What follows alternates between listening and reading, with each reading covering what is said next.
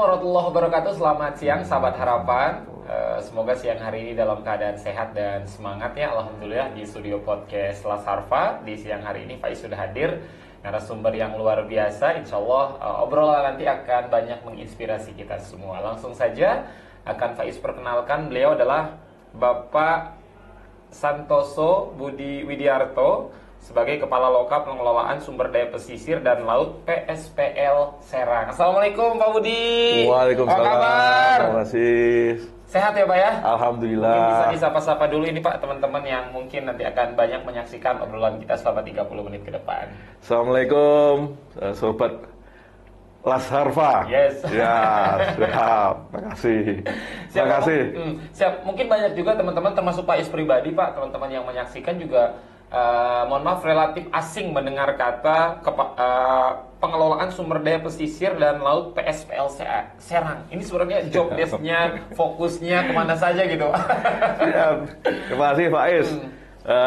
Jadi Loka Pengelolaan Sumber Daya Pesisir dan Laut Serang ini sebetulnya adalah unit pelaksana teknis dari Direktorat Jenderal Pengelolaan Kelautan dan Ruang Laut, Kementerian Kelautan dan Perikanan. Yes. Yang kami memiliki wilayah kerja mulai dari Bangka Belitung, Lampung, Bengkulu, Banten sendiri, DKI Jakarta, Jawa Barat, Jawa Tengah, dan Daerah Istimewa Yogyakarta. Siap. Jadi luas ya Pak ya? Luas, sangat luas. Ya Pak, artinya kalau kita melihat Indonesia kan salah satu negara dengan perairan terbesar juga di dunia. Apakah memang sumber daya alam yang khususnya memang datang dari laut ini sudah mampu kita maksimalkan Pak sejauh ini, atau memang belum maksimal kita kelolanya Pak Budi? Terima kasih. Jadi ini juga yang menjadikan saya hari ini datang ke markas Las Harfa, karena memang kemarin kami melihat bahwa Las Harfa ini memiliki program, salah satunya adalah rehabilitasi terumbu karang atau konservasi terumbu karang. Ini sangat menarik karena sebuah lembaga yang ngurusin amil zakat ini ada juga ya yang bekerja di bidang konservasi terumbu karang. Nah, kebetulan untuk Loka Pengelolaan Sumber Daya Pesisir dan Laut Serang ini, kebetulan kami juga memiliki beberapa program, salah satunya adalah rehabilitasi atau konservasi terumbu karang. Mengingat salah satu tugas utama kami adalah sesuai namanya, pengelolaan sumber daya pesisir dan laut Serang ini adalah perlindungan dan pelestarian sumber daya alam yang ada di pesisir dan laut di Indonesia. Siap, mantap. Ngomong-ngomong soal konservasi terumbu karang nih Pak Budi, alhamdulillah kemarin Las Harfa juga mendapatkan penghargaan dari Forum Zakat. Ini sebagai salah satu program terbaik nih Pak. Siap. Terumbu karang. Siap. Terima kasih. Siap. Jadi seperti tadi kami sampaikan bahwa laut ini luas. Tidak mungkin kami di Kementerian Kelautan dan Perikanan ini bisa melakukan pengelolaan sumber daya pesisir dan laut sendirian. Harus dilibatkan masyarakat. Dan saya sangat berterima kasih sekali kepada Las Harfa ini yang sudah membuat program yang menarik begitu sehingga akhirnya mendapatkan suatu reward atau penghargaan gitu ya. Siap. Pak, artinya kalau kita ngomongin soal laut, kemudian juga ngomongin soal pesisir, ini kan tidak terlepas dari nelayan ya Pak ya, sebagai salah satu mata pencarian, sebagai salah satu sumber bagaimana nelayan ini bisa terus memanfaatkan sumber daya alam yang ada. Tapi kalau dari sisi penangkapan itu sendiri Pak, ada aturan-aturannya nggak sih Pak? Terutama nelayan tidak boleh menggunakan jaring jenis ini atau bom atau seperti apa? Ada aturan-aturannya nggak?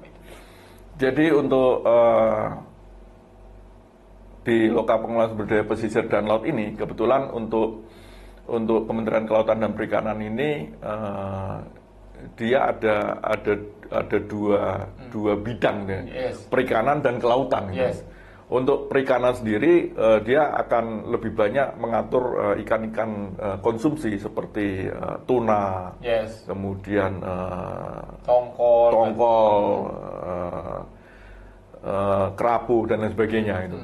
Nah, untuk yang di ruang laut ini kita lebih memperhatikan terhadap kesehatan laut itu sendiri. Oke, siap. Sehingga ikan-ikan yang masuk Berarti Bapak yang di nomor 2 ya, Pak ya? Betul. Oh, siap. Ya. Jadi di dalam tupoksi kami adalah jenis-jenis ikan yang dia dilindungi atau terancam punah. Ikan-ikan tersebut kami anggap sebagai bagian dari indikator kesehatan laut Indonesia. Betul, yes. Contoh misalnya kami melakukan penanganan mamalia laut terdampar. Mamalia ini ada paus, lumba-lumba, kemudian ada dugong. Nah, paus, lumba-lumba, dugong itu adalah sebagai indikator.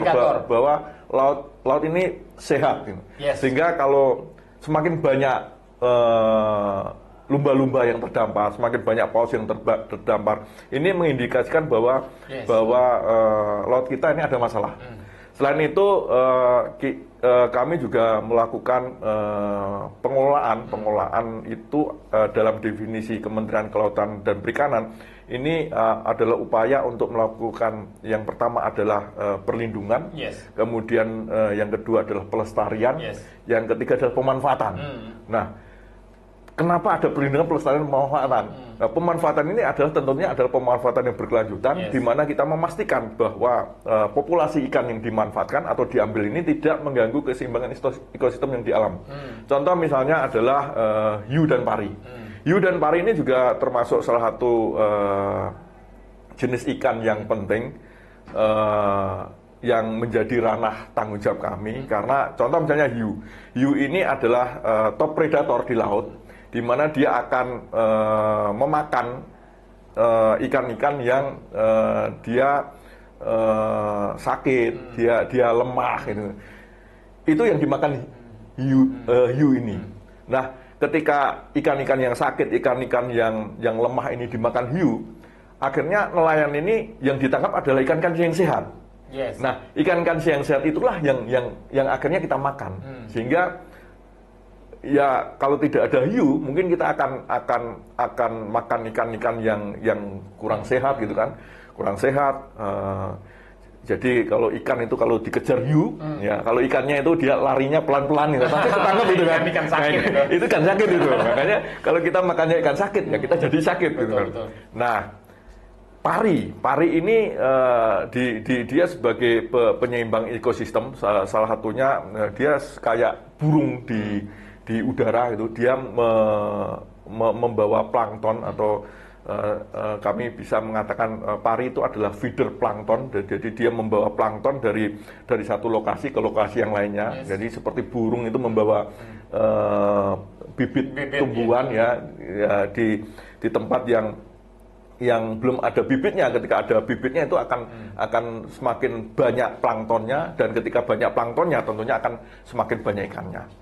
Siap. Artinya kalau tadi Pak Budi lebih banyak soal menyampaikan bagaimana menjaga ekosistem tadi, mulai dari paus, pari dan lain-lain. Artinya kan kalau kita melihat kan perburuan paus yang dilakukan oleh manusia juga mengerikan juga ini. Pak, diambil siripnya itu harganya dahsyat. Sejauh ini bagaimana tanggapan Pak Budi, Pak, terkait banyaknya perburuan hiu ini? Jadi untuk paus, kita bicara paus dulu ya.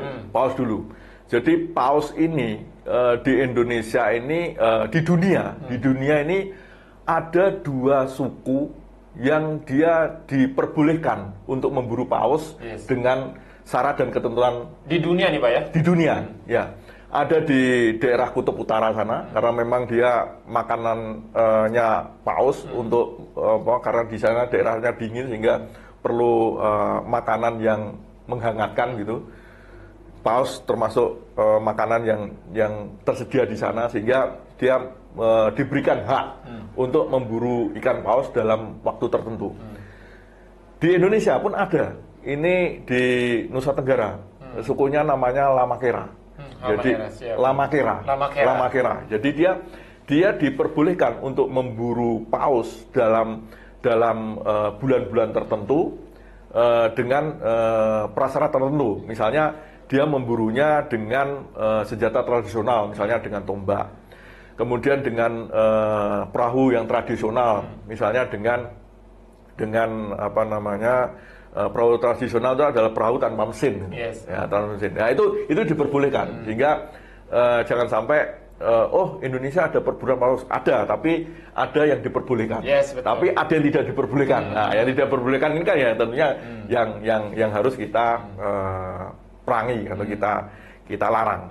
Nah, terkait hiu sendiri, mungkin sebagai informasi kepada sobat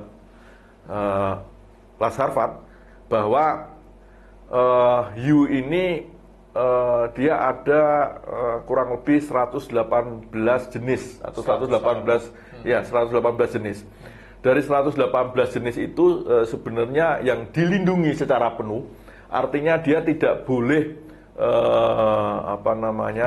diburu, dimanfaatkan apapun alasannya. Ini hiu ini ada dua. Ya, yang pertama adalah hiu paus. Ya, hiu paus. Kenapa hiu paus? Karena hiu paus ini adalah, kalau kita berbicara hiu ini ikan.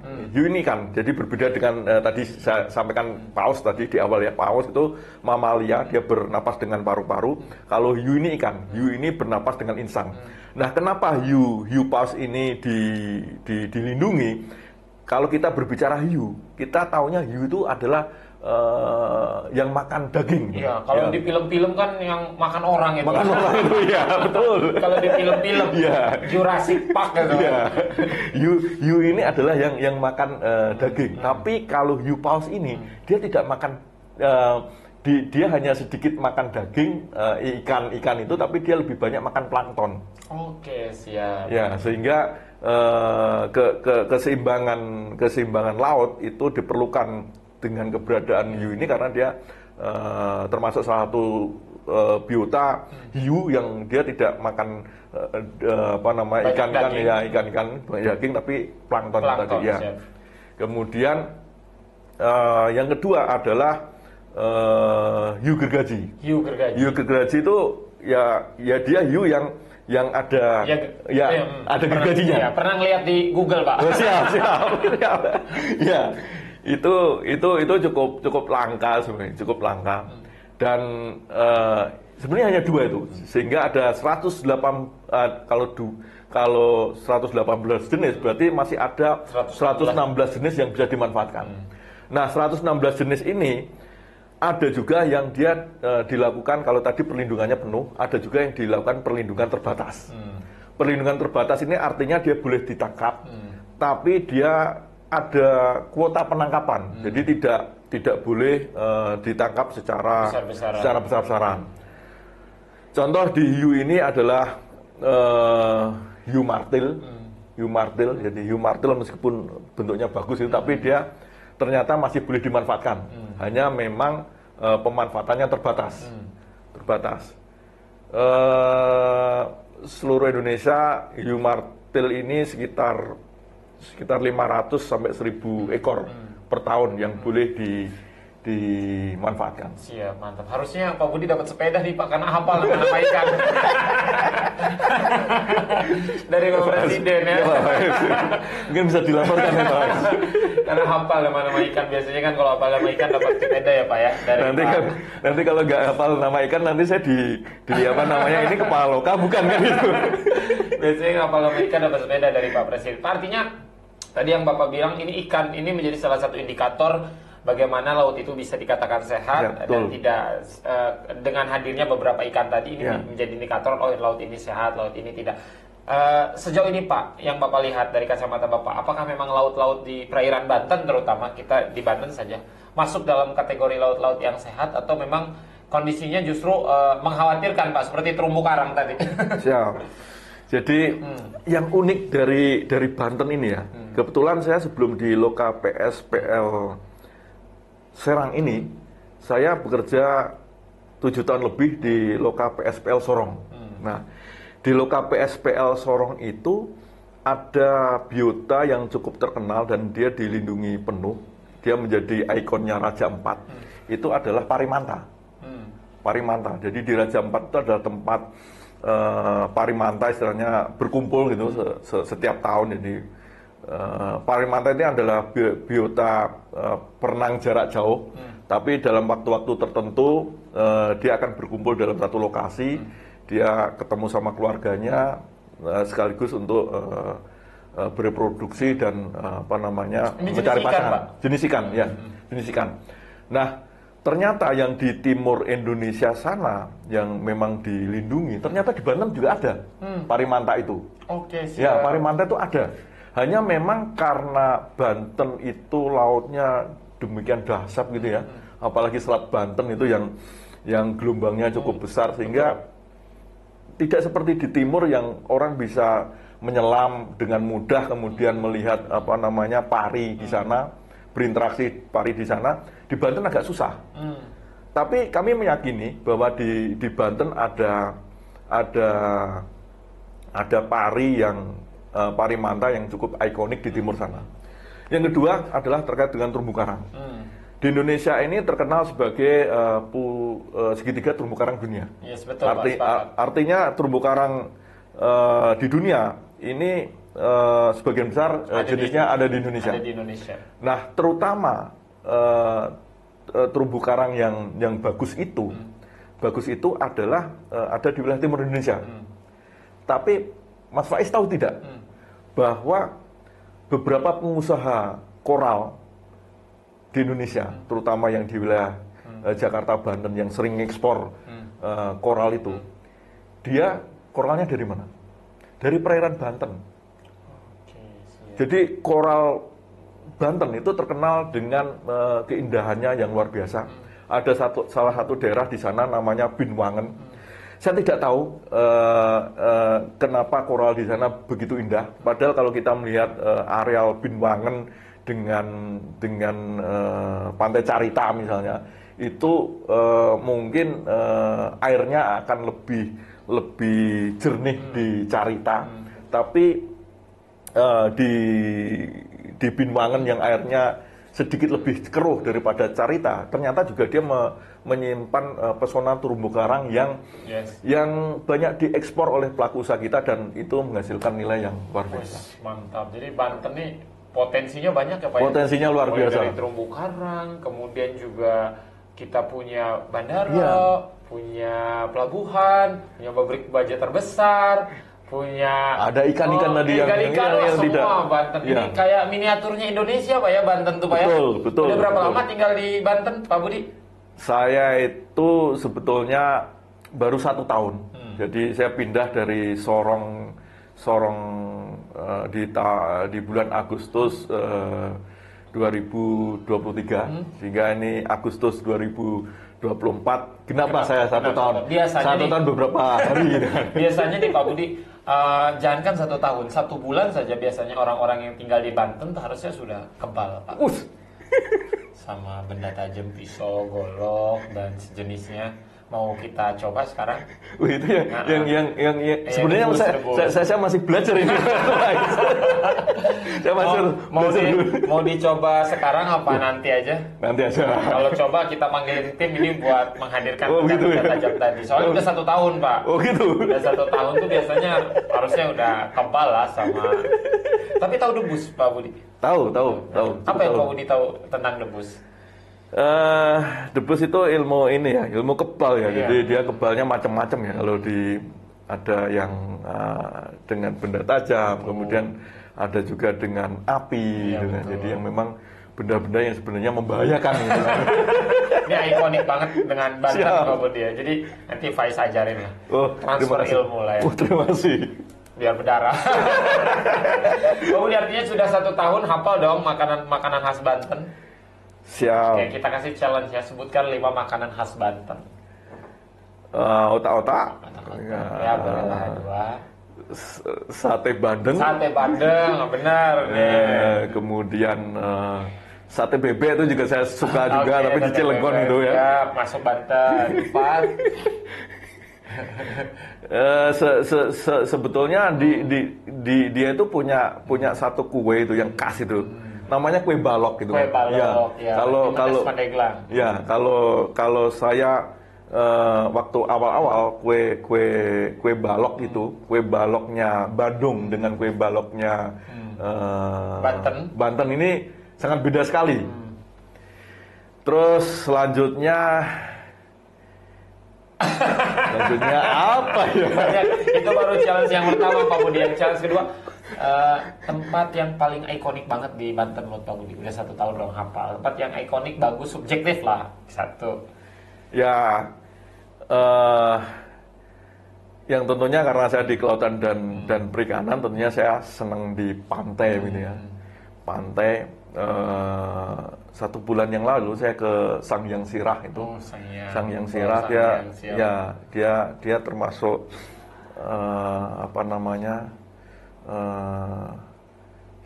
dari sisi historisnya dapat, dari sisi keindahan alamnya dapat, dan kita jalannya ke sana juga santai, menggas-menggas.